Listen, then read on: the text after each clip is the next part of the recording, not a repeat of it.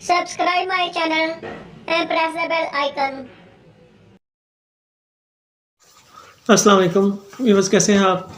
उम्मीद है खैर वाफियत से होंगे। व्यूवर्स, आज के इस वीडियो में हम सेकंड पार्ट के जो हमारे रह गई हैं इस्तिलाहात, यानी कि आयुर्वेदिक और यूनानी इस्तिलाहात, उस टॉपिक को कवर करेंगे।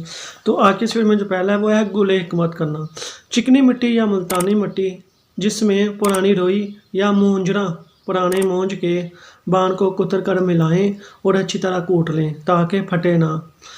फिर किसी कोज़ा गली या कोजी कोल गोकल हिकमत करें, खुश्क होने पर आग दें। तो इस तरह इसको आप कहते हैं गुले हिकमत करना। तो अब आते हैं पाचक दस्ती।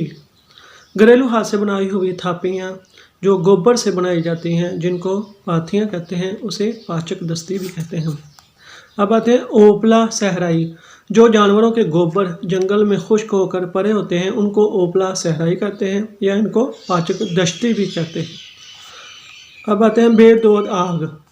ओपलों को जला दें, जब उनका शोला वगैरह निकल जाए तो फिर इसके अंदर कोज़ा गली या किसी चीज़ को रखना ताकि आग की तेज़ी कम हो जाए, तो इसे बेदोद आग कहते हैं। अब आते हैं शगुफ्ता। वो कुश्ता जो आग पर फूल कर सफ़ेद हो गया, उसे शगुफ्ता कहते हैं।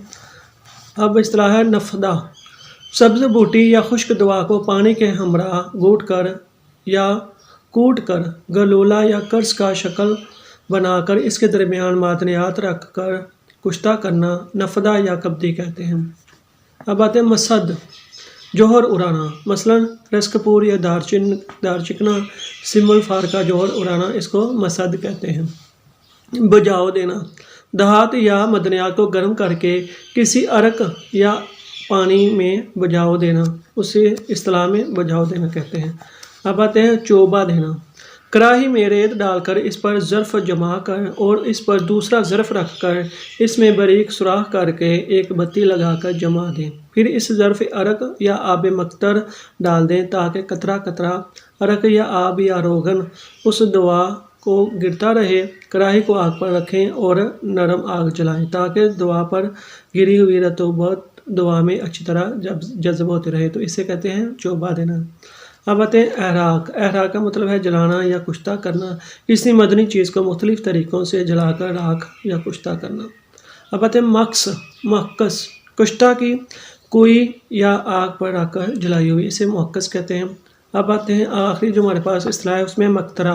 ताज़ा जड़ी बूटी या किसी बरग या पौधे का पानी निकाल कर रखें, जब उसका मवाद नीचे बैठ जाए तो ऊपर से नथार कर इस्तेमाल करें, इसे मक्तरा भी कहते हैं। साफ़ किया हुआ मक्तरा।